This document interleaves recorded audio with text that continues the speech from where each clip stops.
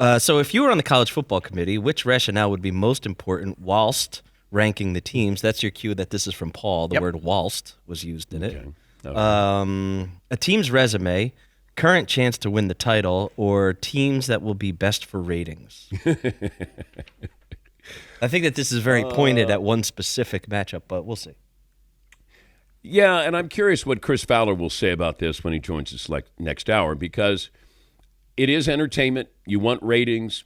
You want Notre Dame in there. There's a chance Notre Dame does not make the college football playoffs. Now, there's some scenarios that have to happen. But if I'm going to look at BYU and Notre Dame straight up right now, BYU has the better resume. BYU has Texas Tech coming up this weekend. Notre Dame doesn't play until their next game, which could be a bowl game or a playoff game. But if you're just looking the eye test, BYU has a better resume. Now, we've been matching up Notre Dame and Miami, and I still think Notre Dame is a better team. I want to factor in how you play now. They did have 2 losses. They did lose to Miami. They lost at home to Texas Tech. But Texas, to me, is playing as good a football as maybe anybody is right now. But they have 3 losses, and they went out and scheduled Ohio State to start the year. If BYU doesn't have a game this weekend, is BYU going to be in the college football playoffs? If Texas had one more game and won the game, would they be in the playoffs? See, this is where it gets tricky with these conference title games. I don't like them. I think it's a money grab, and I think at times it does hurt some of these schools that if they do lose, then they're not going to be in the college football playoffs. Not everybody has a conference championship game to play in. I mean, you got Duke with 5 losses playing in the ACC title game. But there's a chance the ACC will, I guess, be on the outside looking in. Yeah, Paulie. There's so many semantics to this because Duke and Virginia, there's a loophole because Duke isn't currently ranked in the top 25.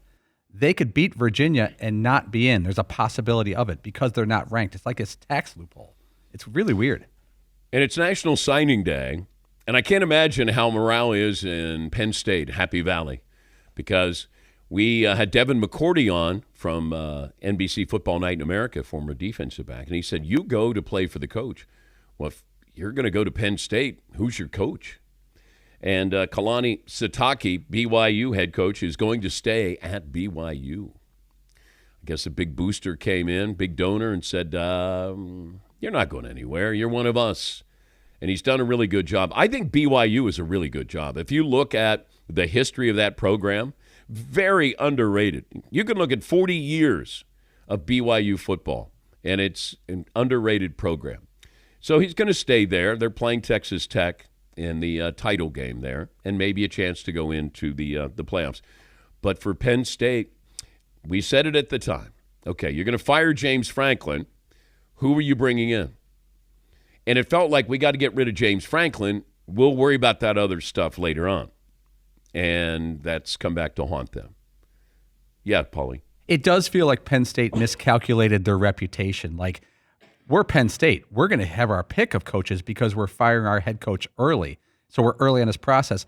And then, like, the dominoes fell and a bunch of people passed, and it almost, devalued the brand month by month.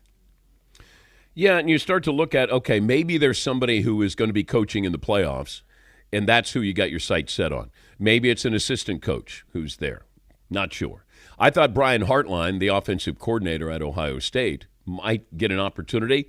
I think he was up for the Kentucky job, and maybe he does get a chance. Now, I don't think he's had any head coaching experience. I do know he is a great recruiter.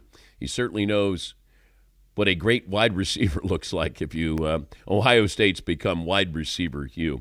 Who would have thought that Woody Hayes, I can't imagine Woody Hayes if somebody said, they don't run the ball anywhere near the way they used to. It's not 3 yards in a cloud of dust. They throw the ball a lot. Are they good? Yeah, they are. They're really good. All righty. Battling a cough here, so if I hit the cough button a couple of times here, we'll try to slug our way through this.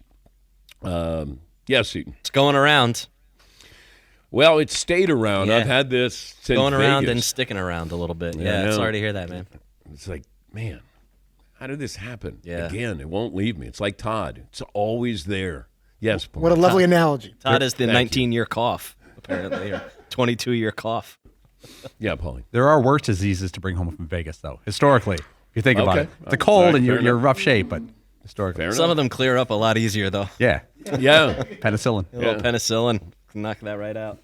I had penicillin. I had the shots. I had the doctor came to my my hotel room. I have to call her back, see if she'll give me a drive-by here. Yeah, Paulie. This could be an early best week in sports, but what an opportunity for BYU. You keep your coach from going to Penn State, which you would think would be the reverse. You'd lose your coach to Penn State. Mm-hmm. You could get in the playoffs this weekend by beating Texas Tech, and you could knock Notre Dame possibly out of the playoffs all in a week's time for BYU football. Wow. Yeah. Interesting times, though.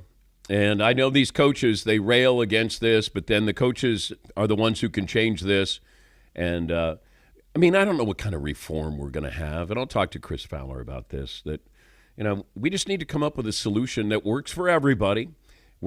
Imagine National Signing Day. So imagine if you're a big-time recruit and you were planning on going to Penn State. Well, James Franklin goes to Virginia Tech. Well, now, are you going to follow James Franklin to Virginia Tech? And that's what's happening. So we can talk about current players, the coaches changing, fan bases, and all of these things. The high school kid, nobody is factoring that in. Hey, who's my coach? Where am I going?